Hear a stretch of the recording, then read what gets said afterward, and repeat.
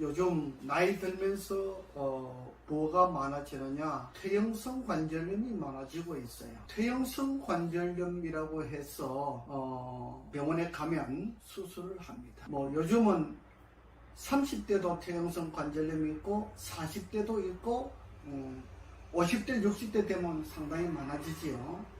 70대는 말할 것도 없이 많아지고, 퇴행성 관절염은 뭐냐, 껌과 같이 3, 4mm 정도 되는 이렇게 3, 4mm 되는 이런 납작하게 이렇게 생겼죠. 이런 것들이 붙어 있어요. 그래서 퇴행성 관절염은 이걸 달았다고 그래요. 이렇게 많이 쓰기 때문에 달았다고 그래요. 60이 넘고 70이 넘으면 달았다고 하면 말이 되지요.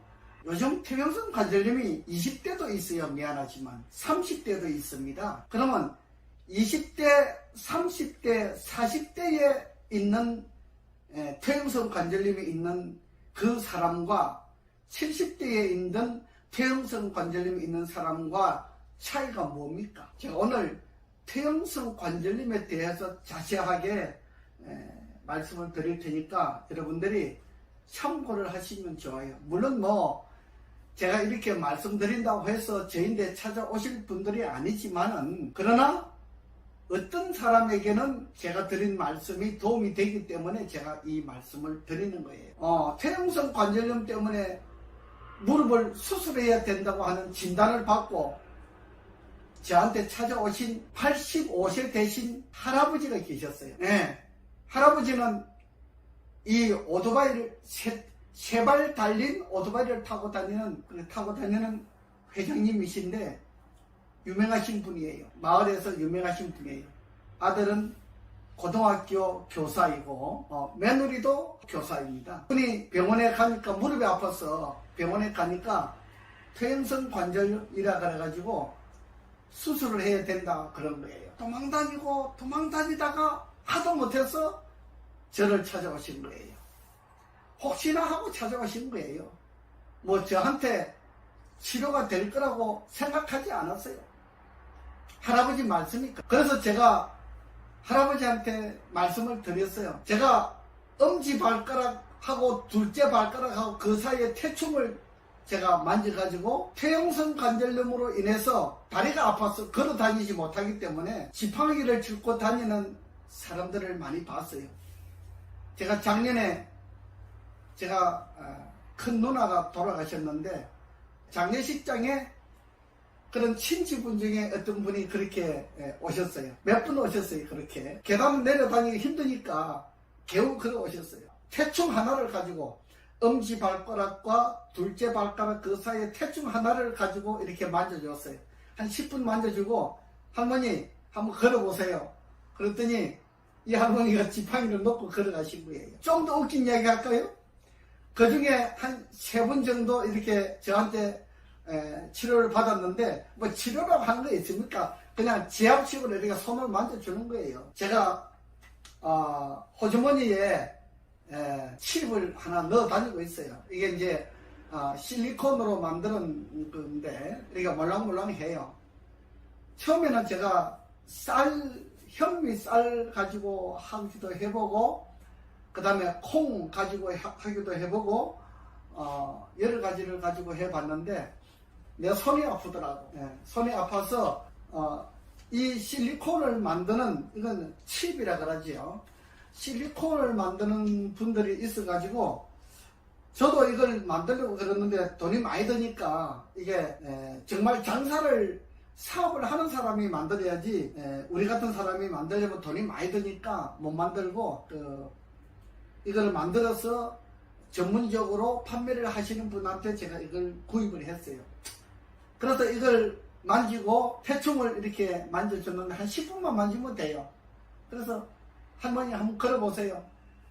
할아버지 한번 걸어보세요. 그랬더니 걸어보니까 걸음이 잘 걸어지거든요. 다리가 편하잖아요. 지금 저희 집에 오시는 분들이 전부 다 다리가 아픈 분들이 많아요. 허리가 아프다, 옆구리가 아프다, 골반이 아프다, 이런 분들이 많이 있어요.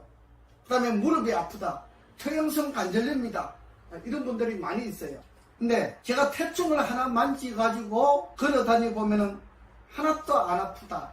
훨씬 편하다. 훨씬 가볍다. 다리가 가볍다. 이렇게 하고 있어요. 자, 그러면 퇴행성 관절염은 분명히 이야기하기를 관절이 닳아서 이제 더 이상 쓸 수가 없기 때문에 그래서 무릎이 아프다. 이렇게 이야기를 했는데 만약에 그 말이 사실이라고 하면 제가 이 실리콘 하나를 가지고 이거 없어도 돼요. 그냥 손만 가지고 해도 돼요. 태충을 만져가지고 한 5분 10분 만지면 무릎이 안 아파지는데 그럼 그걸 어떻게 설명을 하겠습니까? 예, 이 이야기를 듣는 분들은 생각을 해보시기 바랍니다. 퇴행성 관절염이라고 해서 수술하면 완전하게 되느냐? 인생은 나이가 자꾸 들어감에 따라서 마이너스 인생으로 살아가요.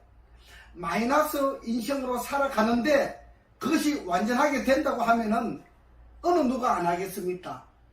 퇴행성 관절염이라고 해서 수술해도 잘하면 5년 정도 지나면은 다시 아파요.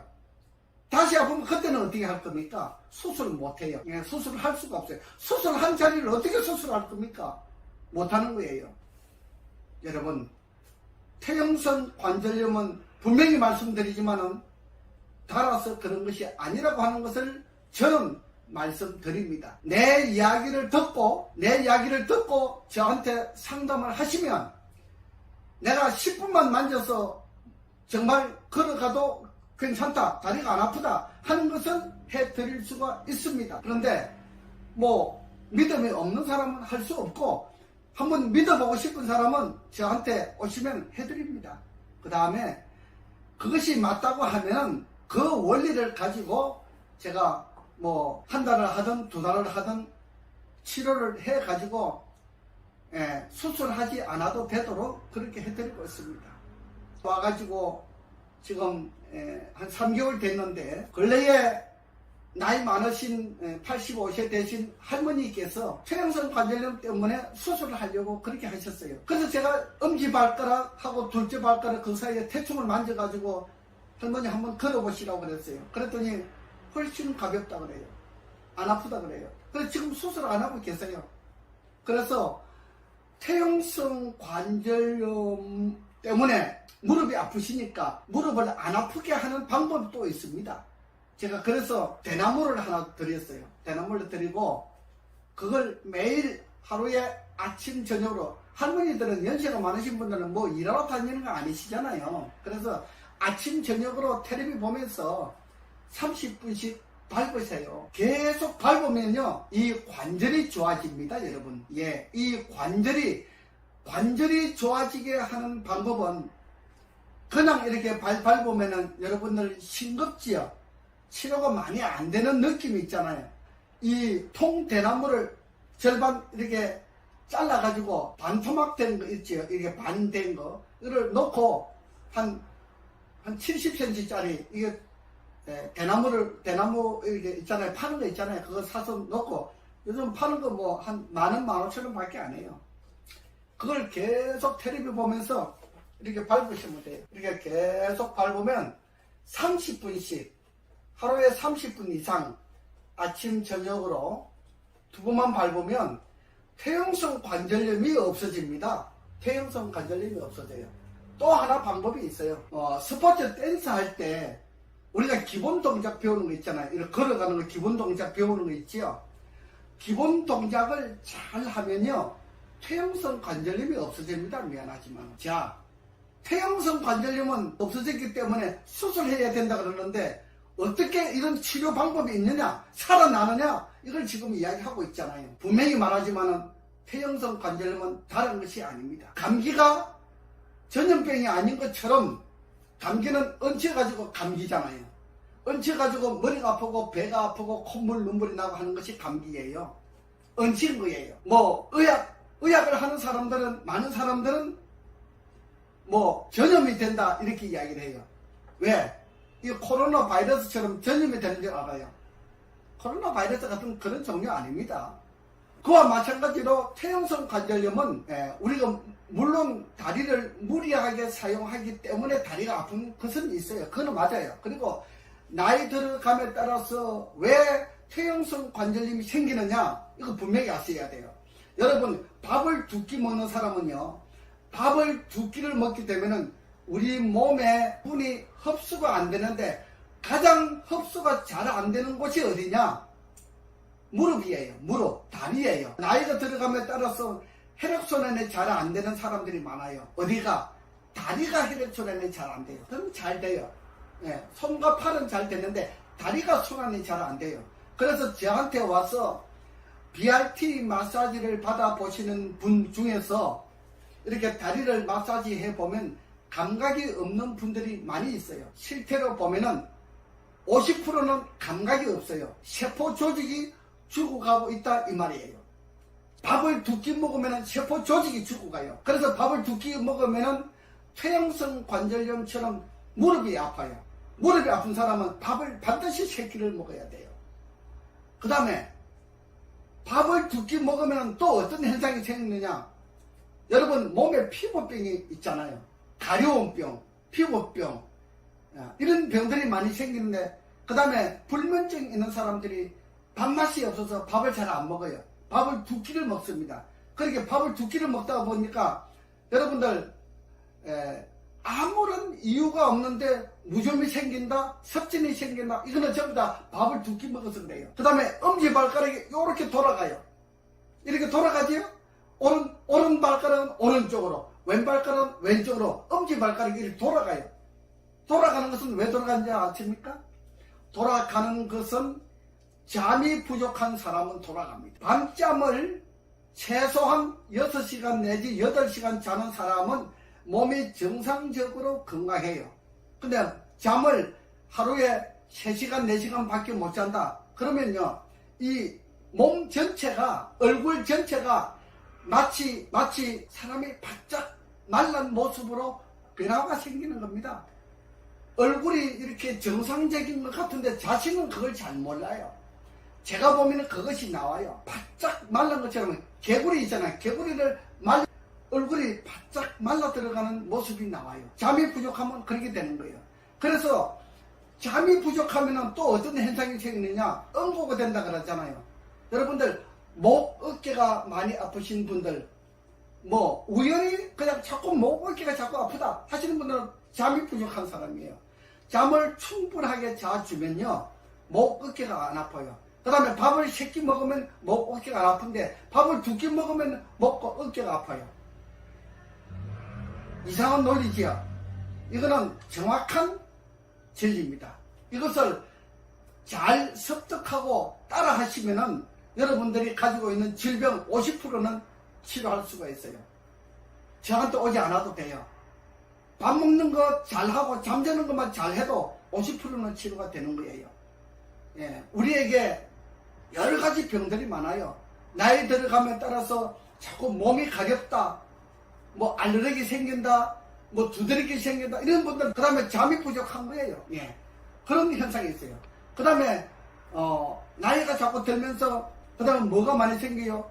눈병이 많이 생겨요. 안구건조증, 녹내장, 백내장, 황반변성, 시력장애, 이런 이 눈병이 많이 생기는데 그것도 잠자는 거 하고 밥 먹는 거 하고 관계 있어요.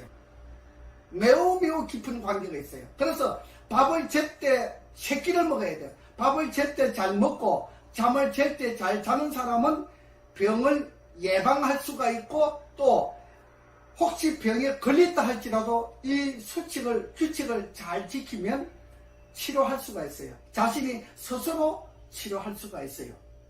저를 찾아오지 않아도. 오늘은 제가 관절염에 대해서 말씀을 드리잖아요. 퇴행성 관절염에 밥을 3끼 먹지 아니하면 퇴행성 관절염이 온다고 하는 이야기를 하다가 보니까 제가 다른 생각이 나서 말씀을 드리는 거예요. 그 다음에 퇴행성 관절염이 오고 다리가 아프고 몸이 아프다. 여러분, 술, 담배를 먹으면 안 돼요. 술, 담배, 커피를 먹으면 안 되는 거예요. 술, 담배, 커피는요, 예를 들어서 커피 한 잔이 우리 몸속에 들어갔다. 그 커피 한 잔을 씻어내기 위해서 물을 얼마나 많이 먹어야 되느냐? 페트병이 있잖아요. 10병을 먹어야 20리터죠. 30병을 먹어야 60리터죠. 60리터의 물을 먹어야 커피 한 잔을 먹은 것을 씻어낼 수가 있어요. 얼마나 몸이 독하게 만드는 건지 몰라요. 우리 몸의 세포 조직을 얼마나 괴롭히는 것인지 몰라요. 커피를 많이 먹으면 우리 세포 조직을 다 죽이는 거예요. 그래서 우리 몸이 자꾸 병이 생기는 겁니다. 여러분, 몸에 병이 많은 사람은 커피를 줄이세요. 커피를 줄이고 커피를 먹지 않아야 돼요. 이 좋은 물이 있는데 왜 커피를 먹습니까? 커피는 우리 생명세포를 죽이는 거예요. 생명세포가 죽고 나는데 몸이 안 아플 수가 있습니까? 밥을 2끼 먹으면 죽어요. 그래서 얼굴이 자꾸 작아지는 거예요. 이렇게 밥을 2끼 먹거나 1끼 먹는 사람은 작아지는 거예요. 다른 한 끼는 과일만 가지고 식사를 한다. 아무 소용이 없어요. 예, 과일이 아무리 영양가가 많아도 밥은 반드시 있어야 돼요. 건강관리를 잘 하고 싶으면 밥을 10끼 먹어라. 그 다음에 잠을 제때 자야 돼요. 잠을 안 자는 사람은 생명세포가 죽어나는 거예요. 생명세포가 죽으면 뭐예요? 피가 죽으면 암덩어리가 되는 거예요. 피가 죽으면 혈액암이 된다 이 말이에요. 잠이 부족한 사람은 혈액암이 되는 거예요. 뭐 1년, 2년은 잘 모르지요. 보통 8년, 10년이 지나야 암덩어리가 나타나는 것을 검사를 하면 나타나요. 그래서 사람들이 어저께 검사했는데 암이 아니었는데 오늘 검사하니까 암이라고 판정 나오는 사람들도 있어요. 여러분, 어떤 사람들은 그런 경험을 하신 분들이 있잖아요. 그거는 바로 이 검사는 그 시스템 속에 포함이 될 때 그때 나타나는 거예요. 그러나 암이 만들어지기 전에 우리 생활 습관을 잘 측정하고 체크하게 되면은 그걸 예방하고 바르게 고칠 수가 있는 겁니다. 여러분, 제가 오늘 퇴행성 관절염에 대해서 이야기를 하는데 혈액암까지도 이야기하고 눈병까지 이야기하고 피부병까지 다 이야기하고 있잖아요. 자, 퇴행성 관절염을 하나를 관리하기 위해서 밥을 제때 잘 먹어야 되고 잠을 제때 잘 자야 됩니다. 그렇지 아니하면 퇴행성 관절염은 생기는 겁니다. 퇴행성 관절염은 누가 붙인 이름이냐? 이 의학을 하는 사람들이 붙인 이름이에요. 왜? 퇴행성 관절염을 치료할 능력이 없으니까 수술하라. 그래서 수술해가지고 먹는 사람들이 퇴행성 관절염이라고 하는 이름을 만든 거예요. 퇴행성 관절염이라고 하는 것은 없는 겁니다. 이 세상에 퇴행성 관절염은 없는 겁니다. 그 이름을 붙인 사람들은 의학을 하는 전문가들이 수술을 해가지고 돈을 벌어 먹기 위해서 만들어 놓은 용어예요. 잘 알아셔야 돼요. 그래서 의사 말을 잘 듣는 사람은 의사 말대로 살다가 빨리 죽어요. 병을 고치지 못하고 죽어요. 그러나 우리가 의학 공부를 한 사람들이 병원에서만 근무하는 것은 아니잖아요. 개인적으로 근무하는 사람들도 있어요. 개인적으로 치료하는 사람들도 있어요. 그런 사람들의 말을 잘 들으면 대체의학요법으로 우리가 그 이야기를 잘 해드리고 있는 겁니다. 이것을 잘 가다듬어 듣고 이것을 잘 순종하면 좋은 결과를 가질 수가 있는 겁니다. 오늘은 퇴행성 관절염에 대해서 말씀을 드렸습니다.